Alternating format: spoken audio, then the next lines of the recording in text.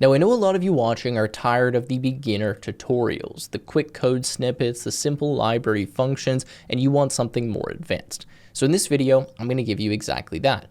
I'm going to walk through a production-ready architecture for a large-scale web scraping system that can reliably collect a massive amount of data at scale. Now, in case that doesn't sound impressive to you yet, I'm going to walk you through why this is actually something challenging. And if you've ever done any web scraping before, then you're probably familiar with that. Then what I'm going to do is give you a full in-depth breakdown of the entire architecture of a system that I've already built. We're going to go through diagrams. I'm going to talk about the tech stack, and I'm going to explain how you can make something, again, scalable with many different tools using pure Python, because I know a lot of you that watch this channel like that.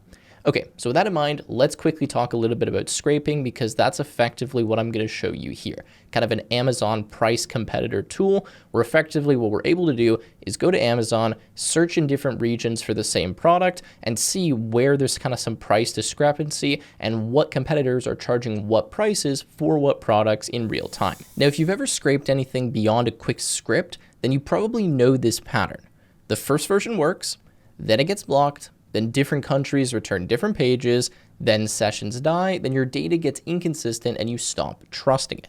Now, at that point, scraping data stops becoming just a coding problem. It actually turns into a large-scale systems problem. How do you get past blocks? How do you scrape from different countries? How do you do this reliably? How do you deal with failures? That's something that I'm going to tackle in this video. So rather than me walking through just a simple example, I'm going to go through a complete scraping system that I've tested that actually holds up in the real world. One that you can run continuously, scale across regions, store historical data, and still be flexible to query later using something like an AI model. Now, at a high level, the architecture looks like this. Essentially, we have an event-driven backend that triggers scraping jobs, a clean Python scraping layer, a proper proxy network so traffic looks like real users, storage for both raw data and historical prices, and an optional AI layer on top so you can ask questions instead of writing custom queries every time. Now, this might sound complex, and that's because it is, and that's the whole point of this video, to show you something that goes beyond just using one or two tools. So with that said, let's hop over to the computer. Let me walk you through an example of what I built. Then we're going to get into the in-depth architecture, and I'll explain to you exactly how you could build something just like this. And by the way, if you want the code on screen, you'll be able to see it from the link in the description. So I just want to quickly tease the architecture because I put together some diagrams that, again, we'll dive into in more depth later. But one thing you'll notice is there's a lot of different components here, a lot of different tools being used, and I want to point your attention to this one down here in the bottom right, which is the Thordata proxy network, specifically the residential proxy network that I'm using. Now, without that, this entire project wouldn't be possible, so massive shout out to Thordata for sponsoring this video, but more on that later. Okay, so quickly, I want to go into a demo and just show you what this can do. You know, visually, it doesn't look that impressive, but in terms of what it's actually grabbing, I think it's pretty cool, and then we'll get into all of the design. So I've got the demo open, and I'll quickly explain to you how this works. Now, effectively, like I mentioned, this is an Amazon kind of price comparison and scraping agent. What it allows you to do is enter in the ASIN or Amazon kind of identifier or product ID for a particular product that you're interested in retrieving, and then to put the different target countries you want to get it from. So a lot of times the same product exists on Amazon, but on multiple different sites, so like in Italy, in France, in, United Arab Emirates, like I am, in Canada and US. It actually oftentimes has very different prices, which I thought was interesting. So you can select the different domain you want to scrape it from, and then assuming this product exists on multiple sites, sometimes it does, sometimes it doesn't, it will scrape all of the data and collect it for you. So for example, you can see that I scraped ScrubDaddy. Now I was able to scrape that from France, from Spain, from Australia, from Japan, and you can see that we're getting different prices showing up, right? Even in euros, it's a different price in these different countries for the same thing. If we keep going down, I was able to scrape an iPad from, Amazon AE. I scraped Kleenex, in which case this existed on a few different domains, and I just scraped like a razor. So I just did a few products. I don't want to overwhelm you in the demo, but you could do as many as you want, and this is fully scalable and can, asynchronously scale up and do effectively unlimited products. Now, I also made this price comparison tab, which allows you to quickly look into the products that have kind of multiple different country entries. So you can see like Kleenex, here you go, we have the information. If I go to ScrubDaddy, same thing, we kind of have some charts and information about that. And then the coolest thing in my opinion is that I made this AI enabled, which means there's an AI chat feature. So rather than having to write SQL or just parse through the information yourself, you can just ask it whatever you want. You can do something like, what is the price of an iPad? And this should then give you the result by querying the database. So you can see that it gave me the result and it told me all of the information that it found by querying the database based on, me just typing, what is the price of an iPad? So you can imagine how this information would be useful to a business, right? Especially if they're interested in e-commerce, and how if you made something like this and just adjusted it to a particular company, you could gather a lot of intelligence that would be very meaningful for making decisions. Now I'll just quickly show you that the scraping does work. So for example, like I have this Axe product, I'm just gonna grab the ASIN from the URL up here, and let's just go here and paste it in. And I'm just gonna do a few countries. So let's say US, Canada, UK, and maybe AE. Now, I don't know if it's going to give me the results from all of them because this product has to exist under the same ASIN for this to work specifically, but there's all kinds of ways to make this work differently where that doesn't need to be the case. And anyways, I'm going to press on scrape product. But another cool thing I'll show you is that when I do that, this actually now connects to one of the logging and monitoring tools that I used called ingest. Now, ingest is really good for doing orchestration of especially AI-enabled applications where you have event streaming and whatnot. So you can see that I created this ingest server, which I'll talk about in a second, which allows me to monitor everything that's going on with this particular application. So you can see kind of tasks were coming in here. We had, 2 were completed. We're scraping a product. You can see exactly when that happened. And then you'll see that we have scrape. It says, okay, the product appears to be empty or invalid, so we didn't find the information. So we just immediately returned. If I go into another one, so let's go back to runs and we go to one like this, you can see that we got some information about a product previously. We got the product from the different countries or whatever it is that we wanted to scrape. Then we had an LLM answer that was returned. If I go into another one here, you can see that this was scraping a product. I just did this, a few minutes ago. And you can see that we're scraping on AE. This was the ASIN. This is the categories the product's in. It gives us all of the information so we can see kind of what's being returned. And I was, hooking this up. We then embed this in the vector database. We can see how long that step takes. And then we have finalization where it returns the results to the UI. And then sometimes it fails, right? And it will actually attempt multiple times to scrape the product. Sometimes the product doesn't exist. Sometimes there's a timeout, whatever, but it actually cleanly returns and gives us the logs and information so we can see exactly what's going on, dive into this, fix it, etc. We can click through this, and the whole point is we can see exactly what was happening, the different functions that we called. You can see here we were querying a product, here we were scraping a product, and when you have something that you want to actually run at scale, you want some kind of orchestration tool like this where you can go into it, you can see the different events, you can see the different functions that you've set up, you can see the runs, you can re-trigger them, right? I can rerun them and try it again. I could cancel the run if it was currently running, and you have this all built in really easily, which I'll show you in a second. So if we go back to the price agent and we scroll down here, you can see we're able to scrape the Axe body spray. In this case, it was only available in the United Arab Emirates for this particular ASIN. Again, I would have to kind of find an ASIN like I did before with Kleenex and with Scrub Daddy, where it exists in multiple regions to show you that feature. Regardless, pretty cool. Now what I want to do is go over to the code editor and start walking through the architecture and how you could replicate this. So let's start with the list of the tools that I used for this project. Now keep in mind, this is purely written in Python. You could do this in other languages or frameworks, but I like Python, a lot of you guys do too, so that's why I did that. Okay, so for the user interface, I used Streamlit. Streamlit is a super easy front-end UI library for Python. Definitely recommend checking it out, especially for demos like this. Next, Fast API. Of course, I'm going to use that for the backend API, for being the API layer essentially and communicating the requests and the responses to my front end. Because I have this in Fast API, it also allows me to make another kind of front end like a mobile app or another web app or something along those lines where we could use this tool without being tied to this direct user interface. Then ingest. This is the tool I just showed you that handles all of the orchestration. I have full detailed tutorials on this channel on how it works and how to set it up, but it's very straightforward and effectively allows you to create kind of monitored functions, which is what I did, where you can track what's going on at each step like you saw. Then for the scraping, we used Beautiful Soup. So what I mean by that is essentially parsing the scraped code that we got. So this allows us to extract the product data from Amazon, which I'll show you a really cool way of doing later in the video.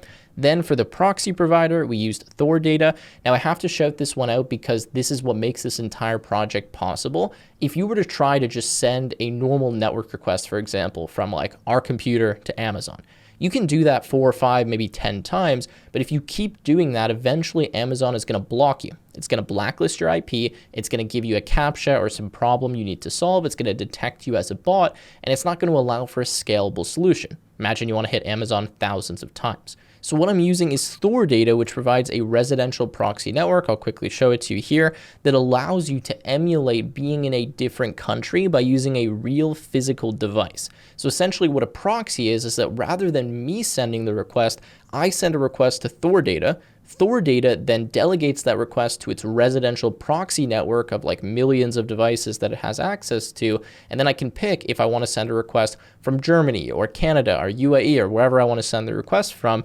Then what that does is it sends a request from that real device, gets what you would see from that country, and then returns the data back to me. So you can see that I set up the proxy, which I'll show you how to do a little bit later, but that's kind of the network that I'm using in order to send out an unlimited number of requests, not to get blocked, and to determine kind of the session management and what country I'm scraping the data from. Now, they have a ton of other options as well. So like you could use mobile proxy, high bandwidth proxy, static IP, data center proxies, web scraping API, right? Like there's a bunch of stuff you can do here. And if you scroll through, actually, I was wrong. It's not just millions. They have like 60 million plus proxy IPs across 190 countries, which allows you to kind of unlock web data at scale, which is exactly what I was showing you to do. And like I mentioned, you can do it in multiple frameworks. So anyways, that's Thordata, which again is the thing that makes this project possible. Then we have MongoDB. So I'm just running a local MongoDB database on my own computer, which is spun up with Docker, which we'll talk about in a second. Then for the vector database, I'm using Quadrant, again, a local vector database on my own machine. Now, a vector database is a special type of database that stores embeddings of kind of textual data. So in this case, we have all of the products, but if I had millions of products just running like a SQL query on them, isn't that efficient if we want to give that data to AI? So what we do is we actually embed the important information of our products into this special type of database, which is highly efficient at being queried by AI models. And then we can return relevant results extremely fast in that conversation chain you saw by using Quadrant. Then we're using OpenAI for handling the embeddings. We could have used a local model, but I just chose this because it's the easiest method. And then in terms of actually running that AI agent you saw that gives us the results about a particular product, we're just doing that with LangChain, where we're setting up some tools that can call the Quadrant database.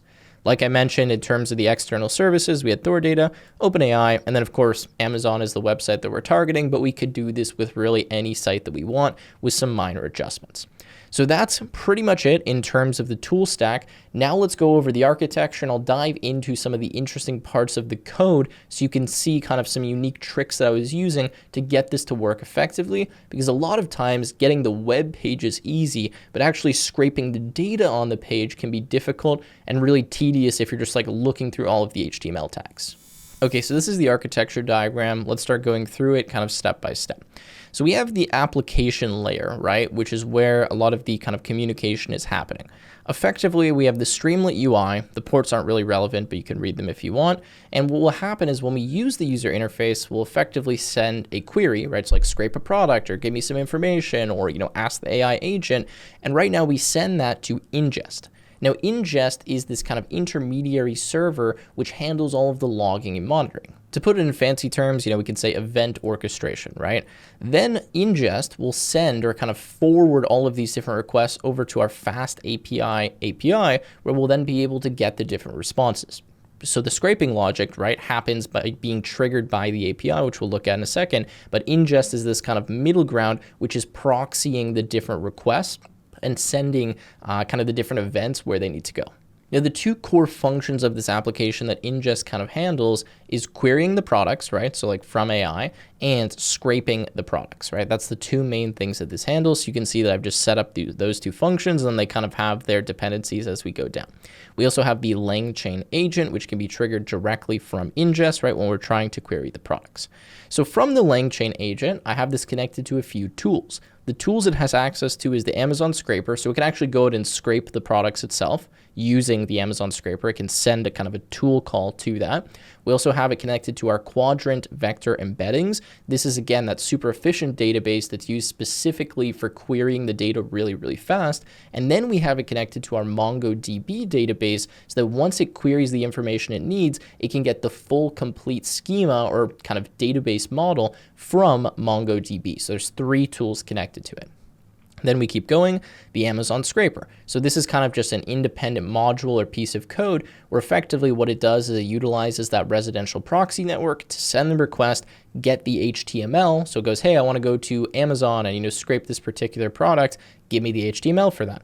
We send that request to Thordata. We tell Thordata all of the information about the session that we want to set up. Do we want to connect to an existing session? Do we want to change the location? How long do we want to wait? Whatever, all of the different settings that it has. And then what it does is gives us back that geolocation specific HTML from a proxy device, right? Like a residential proxy device. And then what we're able to do is use beautiful soup to actually scrape through that content and pull out the different HTML elements, JavaScript elements, and grab all of that product data. So then, even though it's not really like fully connected up here, we then take that info and store it in the MongoDB database. And at the same time, we embed the data and store it in the quadrant database so that we have the kind of scrape stuff. And you can kind of see the trigger here, right? So from ingest, we trigger the scrape product function. We scrape, goes to the scraper, goes to Thordata, gets the data, right? We scrape it from Amazon. Data comes back. Step 2, we store it into MongoDB. And then step 3, we embed it in quadrant, right? And kind of the same thing here when we're querying the product. We search for the information in the quadrant vector embeddings, and then we get the details from the MongoDB database. Cool. And then we have OpenAI, which is just responsible for running the LLM and then creating the embeddings and kind of generating the text string.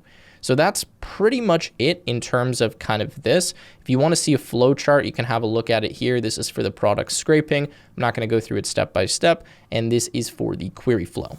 So as mentioned, I'm going to dive into some different components of the code now and walk through some interesting kind of technical stuff. So in terms of the scraping and connecting to the proxy, I want to show you that setup because it is fairly straightforward to do. Now there's multiple ways to connect to the proxy. You can do this using a framework like Selenium, for example, or Playwright, which is kind of like a web automation framework, which is a little bit more complex. Or you can just directly send an HTTP request, get all of the raw HTML and kind of page data back using, in this case, the Thordata proxy. So what I was able to do is from the Thordata site, let me just pop it up here. I was able to create this kind of residential proxy account or like service. I was able to buy 1 gigabyte of data. I forget how much it was, maybe 20 bucks or something, but it was pretty cheap. You can see I've hardly used any of it. And I simply just got a username and a password, but I'm also able to whitelist my IP address. From there, I can just go and I can see kind of like the curl command that I could run, or I can change this to look at some code examples. So I can see directly how I would run this in something like Python, for example, just shows me how to do this. So what I did is I set up my own client where I essentially got my username, got my password, got the proxy server that I'm going to connect to, and then I just kind of built this quick little client that is able to build the authentication string that I need to send to Thordata when I want to actually get this proxy request. So effectively all this is doing is just building the correct string where it's putting in like my username, the country I want to connect to, the session ID, because Thordata can intelligently manage the session so you can reconnect to kind of the same browser instance if you want that. And then in order to get the proxy URL, we just put the authentication component, the proxy host, and the proxy port. And that's pretty much it. And then these are just functions that allow you to send a GET request and a POST request. And effectively all I've done is I've just set proxies equal to proxies. And I put an HTTP and HTTPS proxy object here. And now when I request a particular URL, which is the Amazon product URL, it proxies it through that and just gives me the request. And that's literally it for actually connecting to the proxy network and getting the data back. Now, in terms of kind of scraping the data back, let's go into that and I'll show you how it works. Okay, so this is my scraping client. First thing I do is I connect to the proxy client so I can actually send the request. And then I have this scrape product function. So what I do is get the correct Amazon domain based on the country code. I then generate the URL, right, that I actually want to go to get this particular product. I then send the request. And then, of course, if there's an issue, I raise that. Then what I do is I just take the LXML. So notice this is not just purely the HTML, and I put that into beautiful soup. Now, once I put that into Beautiful Soup creates this Python object wrapped around this content, which allows me to really easily get some data about the products, right? So for the product data, I'm able to create this kind of JSON object where what I can do is start filling it in with different information that I have. So to start filling this in, I put in some information that I have, and then I start looking for the title, for example, right? Where I'm able to look inside of Beautiful Soup for a particular tag that says span with the property product title. Keep going, right? I can look for the price, where I can find this A price hole, and I use this regular expression to find anything that matches this or contains this text. Then I kind of just do a little bit more parsing. I'm not going to go through every single line. Same thing for finding the, the brand, right? So brand by line, I can find that just by having the correct, kind of code here. And what I effectively did in order to do this is the first time that I scraped all of the HTML, I just stored it in an HTML file. I then passed that to my local LLM, or to the LLM that I'm running here inside of Cursor, and I told it, hey, generate the scraping code based on this page, and it was able to go through there and find the tags that are going to be consistent in order to pull out the information from that page. Now, an even more clever way is to actually get it from the JavaScript object that's populating the DOM. However, I didn't do that in this particular example. So anyways, that's how I do the scraping, right? Just really simple with Beautiful Soup. Avoids having to click into stuff and render and generate dynamic pages using kind of those more advanced clients like Playwright or Selenium. And that's how I was able to get it. Now, of course, there's a lot of other stuff that I can go through here, but that's kind of the more interesting component of this code. I will quickly show you, though, that I did Dockerize all of this to make it very easy to spin up, because you can see that I was running a lot of different services, right? Like I have MongoDB running, I have a Quadrant database, I have Streamlit, I have Fast API, I have Ingest. So trying to run all of those servers independently every time I want to test the app, or if I want to deploy this, is not really efficient. So again, I had AI help me create a Docker container with the Docker Compose, where effectively I'm able to spin up, my Amazon MongoDB container that stores my database, my Quadrant database container, which has the Quadrant database, the vector database. I'm able to spin up the API, I'm able to spin up Ingest, and then I'm able to spin up Streamlit. So I have all 5 of those running at once, and then I created a super simple README file here. Let's just preview this. So preview markdown that shows me all of the different commands to effectively run this, tear it down, etc., and then how to access the various services in terms of what ports they're running on, as well as all of the various environment variables. And then actually, last thing I'll just quickly show you, here's kind of a list of tools that I made that access those various services, right? Like performing a vector search on Quadrant, right? Getting the information from my database, right? In terms of the geolocation or the product or the price history or searching or scraping or whatever. And then I connected that to my AI agent, which is right here, which I created using LangChain, right? So you can see I have LangChain, OpenAI. I created, my model, put my tools, created this LLM with tools, which is super simple, wrote the agent executor, and then effectively I was good to go. And I hooked all of this stuff up with the UI and was able to finish this app. So there you go, guys. That is everything that I have for you. I think this is a super cool project. Hopefully you appreciate the more complex architecture. Maybe I introduced you to a few tools you've never seen before, or I gave you some inspiration for something interesting that you could build. Again, massive thank you to Thordata for sponsoring this video. If you want any kind of web search or kind of proxy networks, or you just want to unlock web data at scale, they are a great company to use. Their pricing is very transparent, very easy, and as you saw, I was using hardly any of the bandwidth that I paid for because it's very, very efficient, and again, just gives you the results that you need. So anyways, guys, that's all that I have for you. If you enjoyed the video, make sure to leave a like, subscribe, and I will see you in the next one.